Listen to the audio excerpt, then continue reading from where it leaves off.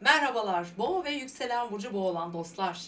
Evet, bu haftanın önemli bir geçişi var. Güneş Oğlak Burcu'na geçecek ve Oğlak Burcu'na geçen Güneş'le birlikte de önümüzdeki bir ay boyunca sevgili Boğalar Güneş'in desteğini alıyorsunuz. Güneş, Güneş'inize uyumlu bir açı yapacak. Bu da maddi manevi hem güven oluşturur, olayları, konuları, aklınızdaki gündemleri çok daha net, daha belirgin ve çok daha kolaylıkla hayata sokabilirsiniz. Evet, Güneş Oğlak Burcu'na geçiyor ve geçtiği gibi de ayın 22'sine geçecek bu arada. Retro Merkür'le Oğlak Burcu'nda orada kavuşuyor ve Merkür'ün Jüpiter'le üçgeni aynı gün aslında Ayda Boğa Burcu'nda sizin burcunuz olacak. Yani Perşembe, Cuma gerçekten çok destekleyici, çok verimli bir gün. Bu haftanın en şanslı burcu bu anlamda sizsiniz. Seyahatleri başlatıyor. Eğitimle ilgili gündemlerinizi başlatıyor. Ticari konuları başlatıyor. Önümüzdeki yani hafta sonunda da itibaren Güneş sizin vizyoner bir alanınızda parlayacak. İşte hayatınıza yeni bakış açısı katabilirsiniz. Biraz kültürel konularla, felsefeyle daha çok ilgileneceksiniz. Yeni kaynaklar peşinde koşabilirsiniz. Bu gerçekten bulunmaz bir fırsattır. Biraz önce dediğim gibi Merkür de orada retro, eski ilişkiler, uzaktaki insanlarla bağlantılar, yurt dışıyla ilgili gelişmeler, eğitim fırsatları, herhangi bir konuda mesela bir yurt dışı bağlantılı işinizi halledebilirsiniz ki burada kesinlikle ticari konular içinde çok verimlidir sevgili boğalar. Şimdi bakalım haftanın başından itibaren bakın bu haftaya Merkür Jüpiter üçgeniyle başlıyoruz. Ay Balık burcunda sevgili balıklar sizin için biraz daha böyle sosyal ilişkilerinizin güçlü olduğu bir hafta başlangıcı olacak. Arkadaş, eş, dost, onlarla olan diyaloglarınız gibi ve ilişkiler, özel hayat bu arada yine gündemde ve aynı zamanda hemen salı günü burada kesinleşen aslında pazartesi günü de devrede ama Jüpiter Merkür üçgenimiz var. Bu şu demek, toprak elementinde bakın ve toprak çok güçlü bir unsur yani astrolojide güven veren, kalıcı, sağlam, yavaş ama ağır ama sağlam adımlarla ilerlemek demektir. Jüpiter burcunuzda Güneş oradan güzel bir Merkürle beraber açı yapıyor. Bence niyetlerinizi, kararlarınızı çok iyi belirleyin. Uzak hedeflerinize kilitlenin ve bu size başarı getirebilir. Haftanın hemen ortasından itibaren çarşamba, perşembe günleri ise oldukça aslında zihinsel olarak çok aktif bir iki gün olacak. Haftanın önemli destekler veren bir günü perşembe. Bir yandan verirken diğer yandan dengeleri bozabilir.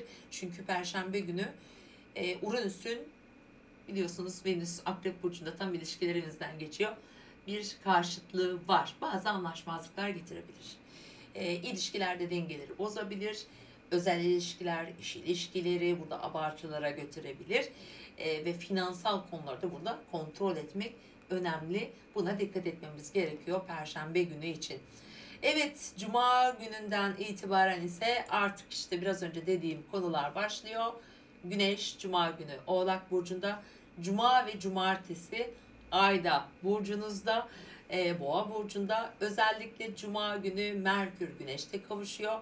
Akşam saat 20.55'te niyetleriniz, aklınızdan geçirdiğiniz, yapmak istedikleriniz, düşüncelerinizi bilhassa ama biraz böyle tekrara düşecek gibi olacağız ama geçmişle bağlantılı yaptıkların yapamadıkların veya başladığın yarım bıraktığın herhangi bir konuda bence çok önemli bir gün. Not alın, yazın, iyi arge yapın. Gerçekten güzel bir gün. Cumartesi başlangıçlar yapabilirsiniz. Bakın cumartesi boğaların birçoğu bence ilişkileriyle ilgili, özel hayatıyla ilgili, hayatında yaptığın her ne varsa onlarla ilgili şöyle bir karar alacaklar, bir düşünecekler. Ne yapıyoruz? Nasıl bir ilerliyoruz? Nasıl bir yol haritası ya da önümde nasıl bir takvim oluşturmam gerekiyor? Bu anlamda kullanabileceğiniz çok önemli bir gün. Bilhassa Cuma günü o öğle saatleri, Cumartesi pardon 23'ünde Uranüs'ün Ay'la kavuşumu var. ani beklenmedik gelişmeler de olabilir. Planlar değişebilir. Yeni bir gündem söz konusu olabilir. Cumartesi günü yine ilişkilerinizi ilgilendiren, belki de biraz aslında ilişkiler ve arasındaki maddi konular, aşk hayatı ile ilgili bence destekleyen bir haftada olacaksınız. Özellikle bu 2 gün yine ilişkilerinizi, uzak hedefleri, çocuklarla ilgili konular için yine haftanın bu 2 günü ve pazar günü artık ayın burç değiştirmesiyle, ikizler burcuna geçmesiyle çok güzel bir enerji aslında. Şimdi birçok boğanın para girişleri, çıkışları istediği gibi istikrarlı bazen gitmez. Burada da bir Merkür Retrosu var. Mesela daha önce bir ticaret yapmışsındır, bir para kazanmışsındır diyelim ki.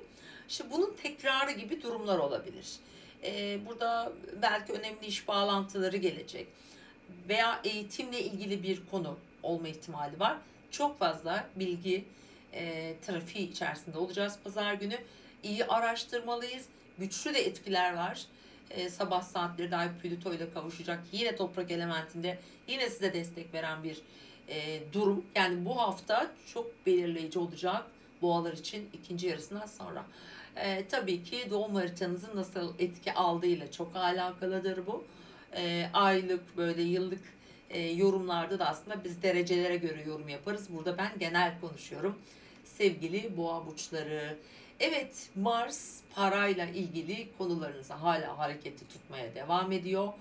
Venüs ilişkiler, ortaklıklar alanınızda ani gelişmeler, anlaşmazlıklar gibi bir takım zorlu durumları, biraz kıskançlıklar da olabilir özel hayatımızda. Bakın, ilişkilerde buna dikkat edin.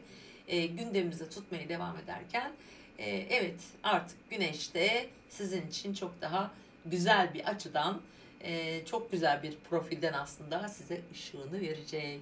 Evet, izlediğiniz için teşekkürler. Mutlu bir hafta diliyorum. Umarım her şey istediğiniz gibi olur.